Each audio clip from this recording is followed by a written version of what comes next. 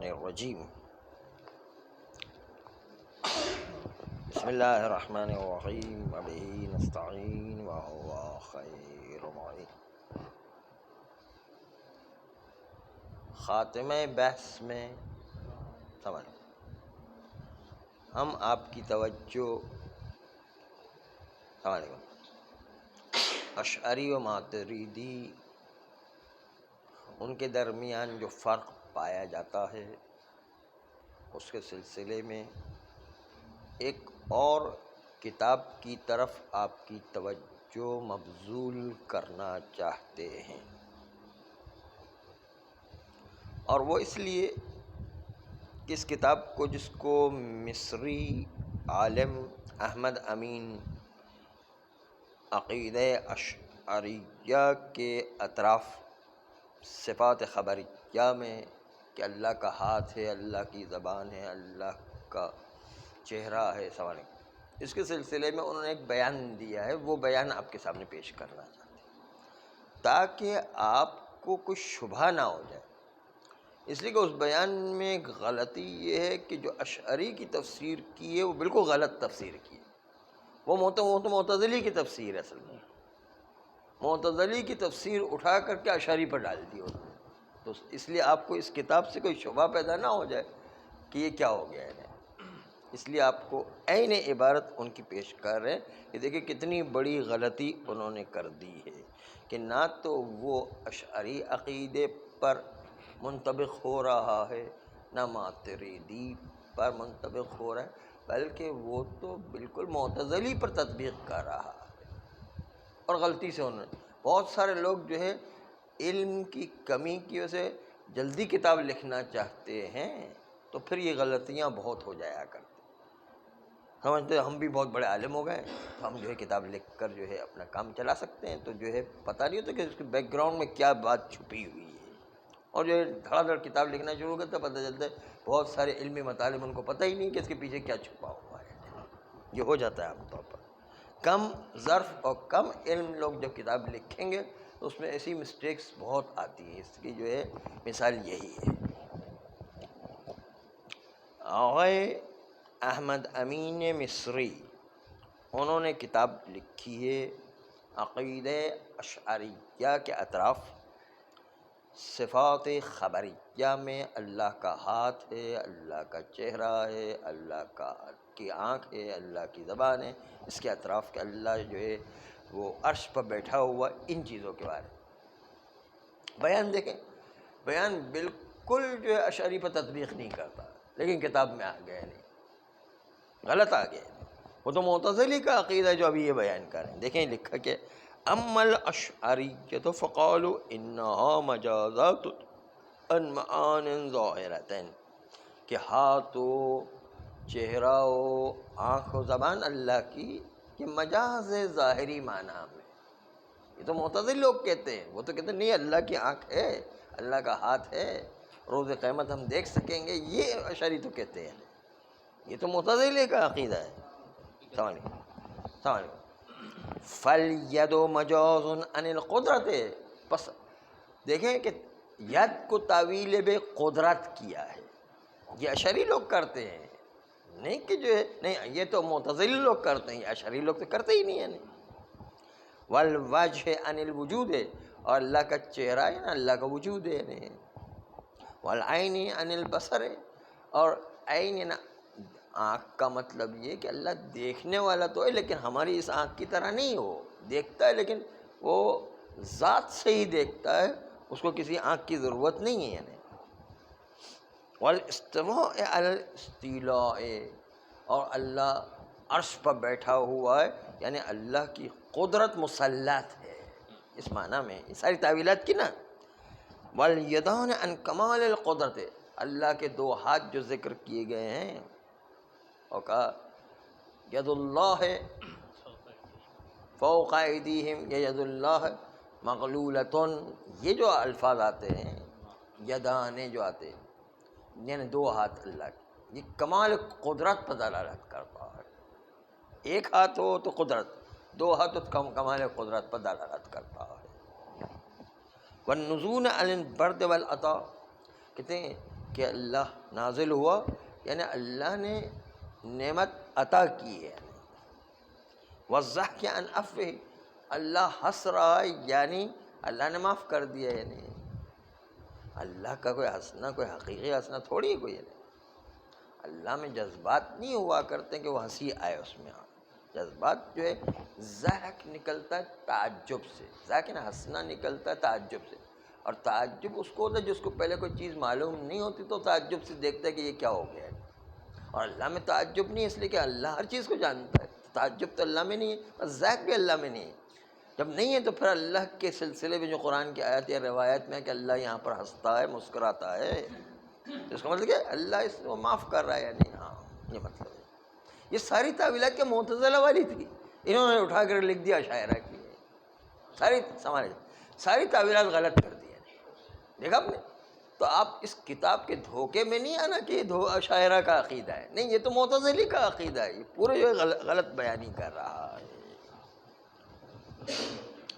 اس لیے ہم آپ سے کہتے ہیں کہ معتزلی حضرات شیعوں کی طرح ان الفاظ کی تعویل کیا کرتے ہیں. شیعہ حضرات بھی تعویل کرتے ہیں کیونکہ اللہ جسم و جسمانیت سے آ رہی ہے، اس لیے جو ہے کوئی نہ کوئی تعویل تو کر. مسلمات کے خلاف کوئی الفاظ آ جائے تو اس کو تعویل کرنا پڑتی ہے. اس سے ایک واقعہ بھی سن لیں. چلے، ایک دفعہ آقا محسن الحکیم طباطبائی سعودی عرب حج کے لیے گئے. ہمارے بہت بڑے مرجع تھے نائب امام، جو عراق کے اندر بہت مشہور ہمارے مرجع آقا محسن الحکیم طباطبائی تھے. وہ گئے تو اس وقت جو ہے سعودی عرب کی طرف سے خاص مہمان تھے، اور خاص مہمان ہونے کے ساتھ ساتھ اس وقت بادشاہ سعودی عرب نے ان سے درخواست کی کہ آپ جب تک کہ مکہ معظمہ میں تشریف رکھتے ہیں تب تک آپ مکہ معظمہ کی امامت فرمائیں. آپ کے علم سے لوگ استفادہ کریں، کہ آپ نماز جماعت کے بعد تقریر کریں تاکہ آپ کے علم سے لوگ استفادہ کر سکیں. کیونکہ علم میں شیعوں کو جانتے ہیں وہ لوگ کہ شیعہ کتنے عالم ہوا کرتے ہیں، وہ خاص طور مراجع کے علم کو جانتے ہیں. خاص درخواست کی، مہمان بھی رکھا. تو جب مہمان رکھا تو جو ہے آقا محسن الحکیم طباطبائی سے سارے بڑے بڑے لوگ ملنے کے لیے آئے. اس میں جو ہے بڑے بڑے علماء بھی ملنے کے لیے سعودی عرب. اس میں اس کا مفتی اعظم بن باز اس کا نام تھا، بن باز بھی ملنے کے لیے آیا. آقا محسن الحکیم طباطبائی سے بن باز ملنے کے لیے آیا. اس وقت نابینا ہو چکا تھا، اس کی آنکھیں جو ہے وہ بوڑھا اتنا ہو گیا تھا کہ اس کی آنکھیں چلی گئی تھیں، لیکن تھا مفتی اعظم. وہاں کے مفتی اعظم کو تو آپ کو پتہ ہے کہ جیسے سعودی عرب کے بادشاہ کی منشا ہوتی ہے اس کے حساب سے فتوے بن کے نکل آتے، وہ جو مفتی اعظم بن جاتا ہے ان کا. یہ ہوتا ہے عام طور پر. اس سلسلے میں جو ایک واقعہ بھی ہے اس طریقے کا. لیکن وہ واقعہ جو ہے ایک دفعہ جو ہے سعودی عرب کے بادشاہ ان کی مدینہ روانگی، مدینہ کے جو مسجد مدینہ کے پیش امام تھے ان کے وہاں پر دعوت تھی، تو وہاں پر گئے. ان کی لڑکی پر نگاہ پڑی تو اس کے نتیجے کے اندر کہا کہ مجھے تو یہ لڑکی چاہیے. نہیں، سعودی عرب کے بادشاہ نے، یہ فہد تھا یا کوئی تھا بارہ اس نے. تو وہاں کے مفتیوں نے کہا کہ آپ کی 4 بیویاں تو پہلے سے 5ویں بیوی کہاں سے لے کر آ جائیں گے، تو حرام ہو جائے گا. نہیں، تو کہا کہ یہ متا کرا دو.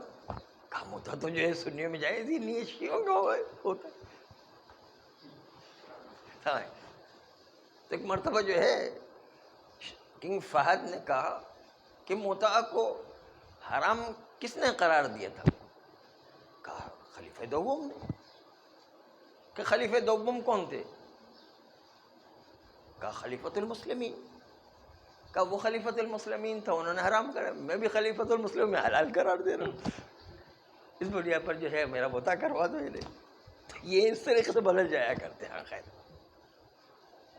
تو آقا محسن الحکیم طباطبائی جو ہے وہ سعودی عرب کی زیارت کے لیے گئے.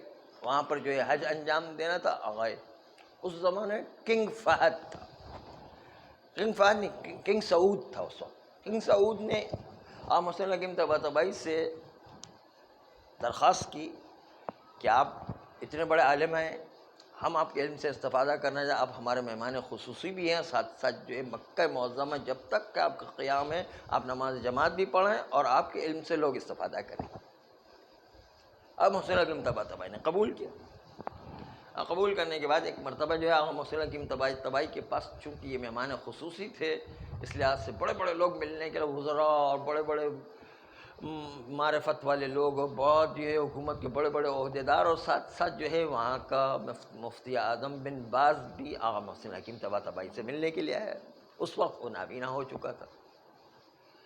آئے محسن حکیم طباطبائی ہر ایک کے جوابات اور ہر ایک سے خندہ پیشانی سے مل رہے تھے۔ کتنی دیر میں بن باز جو اپنے آپ کو مفتی اعظم سمجھتا تھا اور اپنے آپ کو بہت بڑا سمجھتا تھا، اس نے آ کر کہا محسن حکیم طباطبائی پر آتے ہی اعتراض کر دیا کہ آپ شیعہ حضرات کیسے عجیب و غریب ہیں کہ قرآن کے ظاہری معنوں کو تبدیل کر کے تعویل کیا کرتے ہیں، اور جو ہے شیعہ اس طرح غلط طریقے سے چلا کرتے ہیں، تو یہ تو جو ہے طریقہ صحیح نہیں ہے آپ کا۔ ایک مرتبہ محسن حکیم طباطبائی نے برجستہ کہا کہ اگر جو ہے ہم قرآن کی آیتوں کو تعویل نہ کریں تو ہمیں ماننا پڑے گا کہ روز قیامت آپ اندھے بھی ہوں گے، گمراہ بھی ہوں گے۔ کہا وہ کس طریقے سے؟ کہا قرآن کی آیت ہے، من کان اعمی فی الدنیا فہو فی الآخرۃ اعمی واضل سبیلا، جو دنیا میں اندھا ہے وہ آخرت میں بھی اندھا ہی رہے گا، اور وہ گمراہی کی راہ پر چلتا ہوا ہوگا۔ تو یہ تو قرآن کی آیت کے لحاظ سے تم تو جو ہے وہ آخرت میں اندھے بھی ہو، آخرت میں گمراہ بھی ہوئے نہیں۔ تو ایسا جو ہے اس کے اوپر بجلی گری کہ جس کے نتیجے وہ بولنے سے بالکل ہی ساکت ہو گیا، اور جب تک محسن حکیم طباطبائی بیٹھے رہے اتنا ڈر گیا کہ اب کوئی الفاظ کا تو میرے اوپر حملہ ہو جائے۔ تو یہ جو ہے مسلمات مسلمین، اس میں تعویل کرنا ضروری ہے کہ ظاہر الفاظ کو تعویل کر کے اس کا صحیح معنی نکالا جائے۔ تو اشاعری حضرات، خلاصہ یہ ہوا کہ اللہ کے ہاتھ، کان، زبان، ہاتھ، آنکھ، زبان اور چہرے کو مانتے ہیں، اور اللہ عرش پر بیٹھا ہوا ہے، لیکن ان سے پوچھا جاتا ہے تو کہتے ہیں کہ اللہ، اس کی کوئی کیفیت نہیں ہے۔ ایک جو ہے کیفیت نہیں ہے تو پھر کس طرح کا ہے؟ وہ کہتے ہیں پرچھائی کی طرح ہے، لیکن اب ہم کچھ بیان نہیں کر سکتے۔ پرچھائی بھی مانے تو پھر بھی اس سمت جو ہے بیان کرنا ضروری ہے، سمت کا محتاج ہونا لازم آتا ہے، اس لیے وہ صحیح طریقے سے بیان نہیں کر سکے۔ ماتریدی حضرات وہ تعویل کرتے ہیں ہماری طرح، لیکن تعویل کرنے میں ایک غلطی ان سے بھی ہو گئی ماتریدی میں۔ وہ کہتے ہیں کہ یہ الفاظ، ان کے معنی کو تعویل ہونا چاہیے، کیونکہ مسلمات مسلمین کے خلاف جا رہے ہیں، جسم و جسمانیت و خدا کا محتاج ہونا لازم آتا ہے، اس لحاظ سے اس کی تعویل تو ہونا چاہیے۔ کہیں بھائی پھر کیا تعویل کریں؟ تو کہتے ہیں یہ تو خود اللہ پر چھوڑتے ہیں کہ اللہ اس کی کیا تعویل کرتا ہے، خود بیان کرنے کو تیار نہیں ہے۔ نہیں کہتے یہ ہماری سمجھ میں نہیں آتی، اس لیے کہا اہل بیت کا دامن تھامے، تو اہل بیت جو ہے وہ صحیح معنی میں آپ کو بتائیں گے کہ کیا معنی ہونا ہے۔ ید یعنی قدرت، اللہ آسمان پر اور عرش پر بیٹھا ہوا ہے، یعنی اللہ کی قدرت جو ہے عرش پر اور پورے نظام آخرت پر مسلط ہے، اس معنی میں ہے۔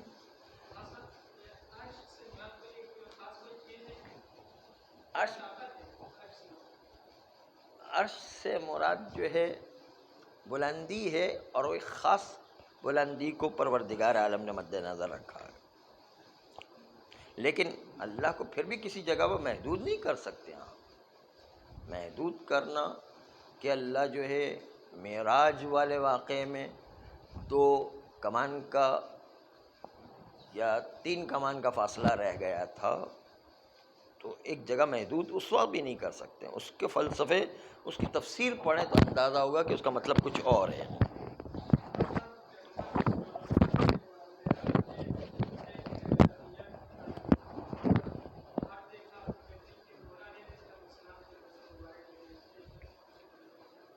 ہمارے وہاں مسلم ہے کہ خدا کا جسم نہیں، اس لیے جو ہے ہاتھ، یہ غلط عقیدہ ہے۔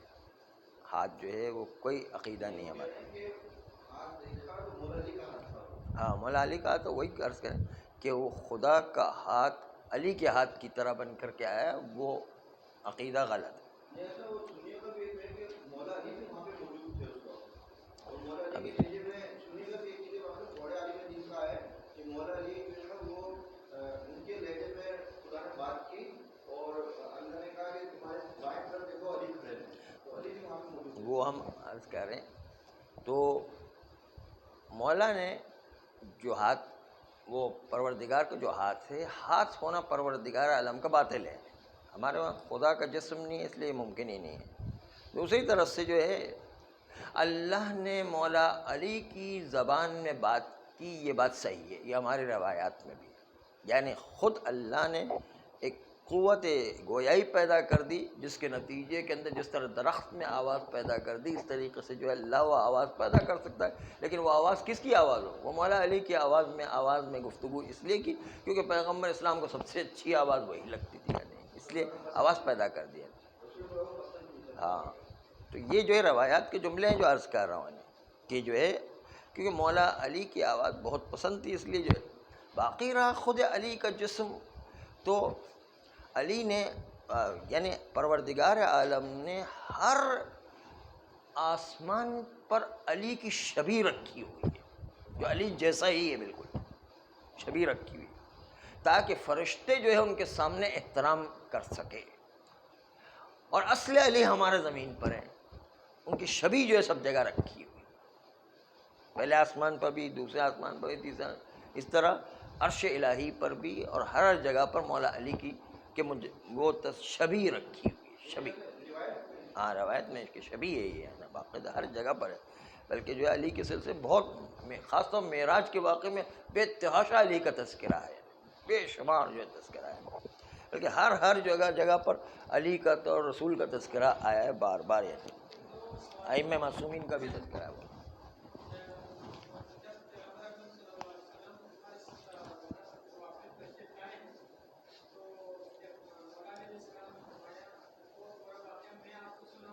ہاں ہاں، یہ چونکہ ہم یہ عقیدہ رکھتے ہیں کہ ائمہ معصومین کا ما کان ما یکون کا علم ہوا کرتا ہے، اس لحاظ سے وہ ساری چیزیں سنا سکتے تھے، ان کو سب چیزوں کا علم ہوتا ہے. اس لیے جو ہے جب چونکہ علم سب چیزوں کا ہے تو وہ ہر چیز سنا سکتے ہیں کہ کیا معراج میں واقعہ پیش آیا ہے، وہ کوئی حرج نہیں ہے.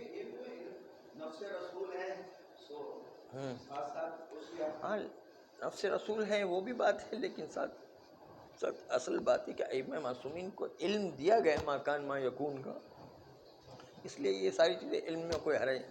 آواز نکالی جائے اس میں کوئی حرج نہیں، لیکن ہاتھ اللہ کا ہو یہ ہمارا ثابت نہیں ہے.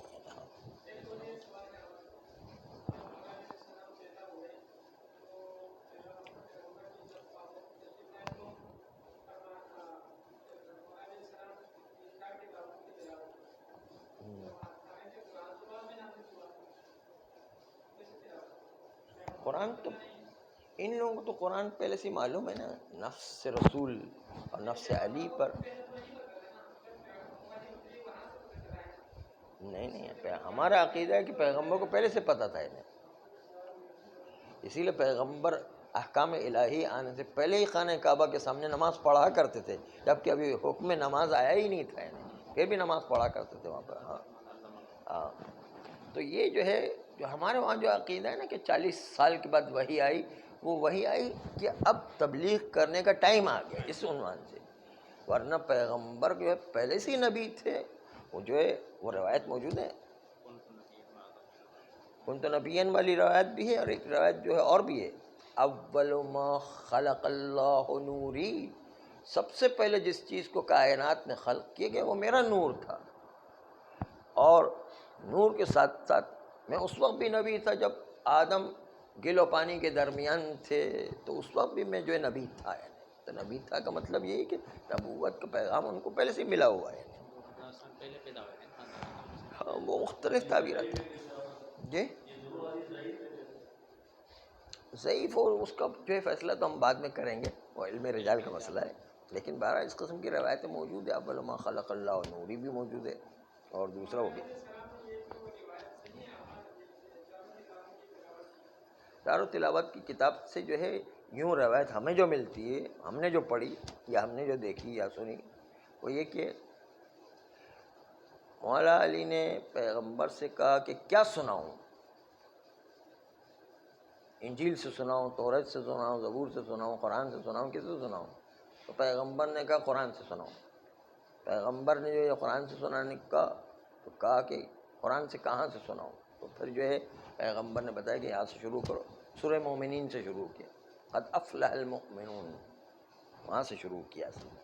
جو پیغمبر جو ہے ان کے کہنے پر قرآن سنایا انہوں نے، چاروں کتابیں شروع نہیں کی ہیں، خالی پوچھا پیغمبر سے کہ کہاں سے سناؤں، کون سی کتاب سے سناؤں، تو پیغمبر نے کہا قرآن سے سنا۔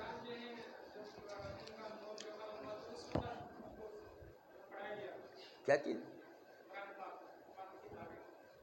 کیا کہا، سوال پھر دوبارہ دہرائیں۔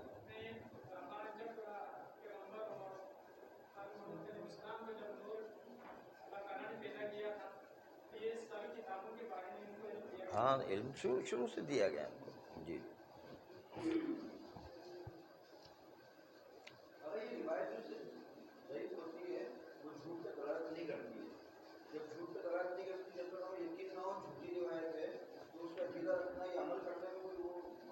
ہاں عقیدہ بھی رکھ، پورا عقیدہ اس کو بنا نہیں سکتے جب تک یقین نہ ہو، تب تک جو ہے عقیدہ نہیں بنا سکتے۔ یقین والی چیزوں پر عقیدہ بنتا ہے۔ یہ تو تھی بات کہ اللہ کے ہاتھ، اللہ کی آنکھ، اللہ کی زبان، اللہ کا چہرہ، اللہ عرش پر بیٹھا ہوا ہے، اس کے سلسلے میں تینوں نظریات آ گئے، اشعری، ماتریدی اور شیعوں کا عقیدہ۔ اب آئیے، اللہ کی صفات عین ذات ہے یا عین ذات نہیں ہے؟ اشاعرہ حضرات کہتے ہیں کہ صفات پروردگار زائد بر ذات ہے۔ اللہ پہلے عالم نہیں تھا انسانوں کی طرح، بعد میں علم اللہ کی ذات میں انسانوں کی طرح بعد میں آیا ہے۔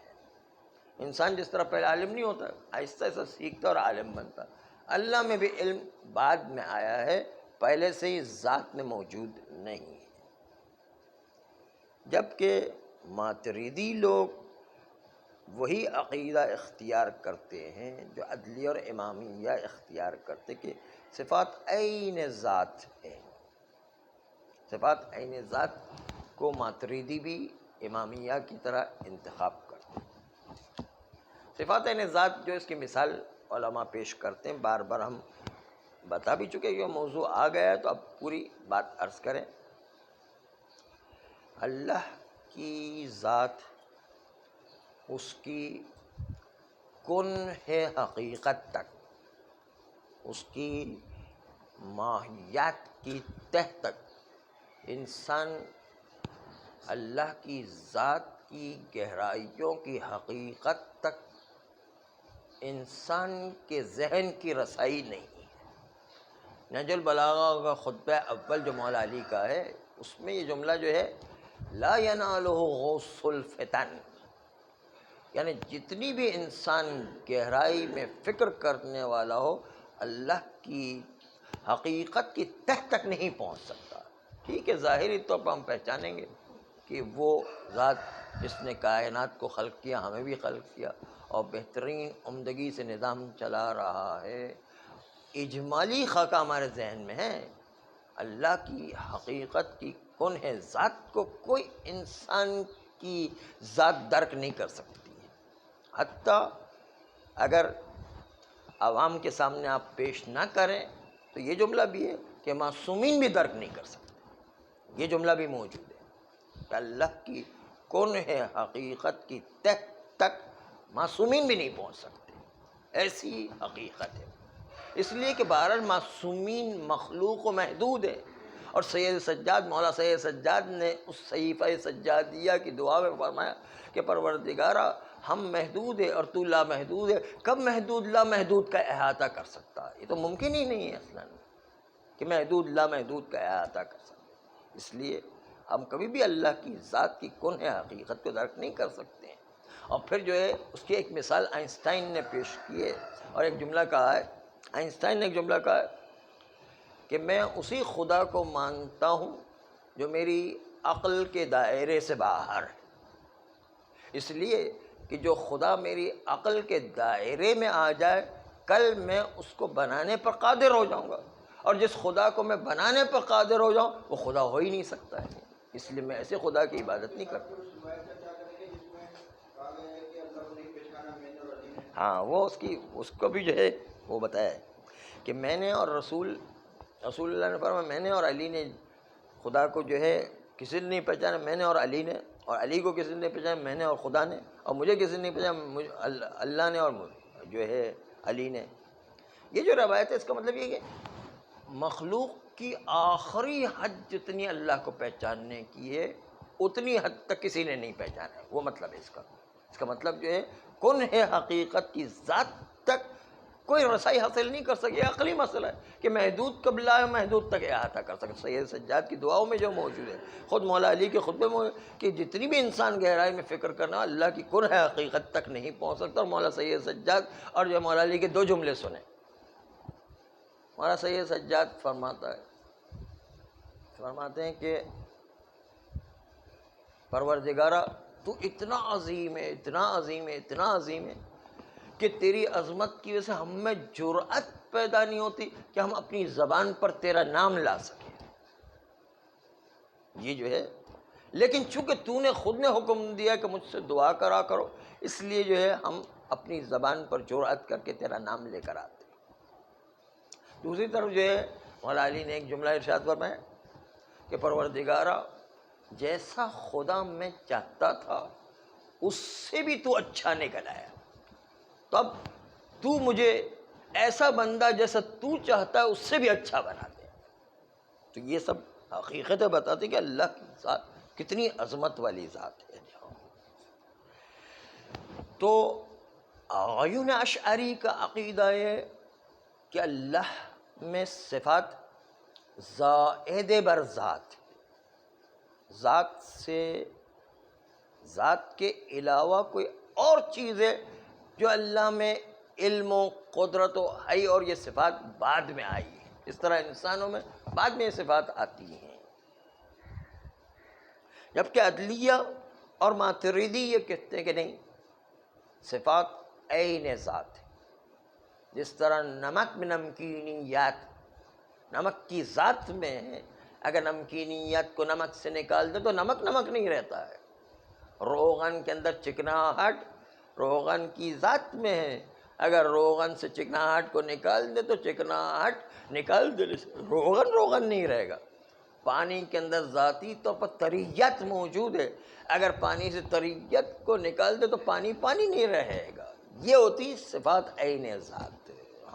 اس طرح کی پروردگار عالم میں عین ذات صفات ہیں۔ بس اس لیے چونکہ عین ذات صفات ہے، اس لیے اللہ کی ذات جب لامحدود ہے تو اللہ کی صفات بھی لامحدود ہو جائے گی۔ اس کا احاطہ بھی انسانی عقل تو کیا کسی کی عقل اللہ کی کن ہے حقیقت تک رسائی نہیں رکھتی ہے۔ صلی اللہ علیہ وسلم۔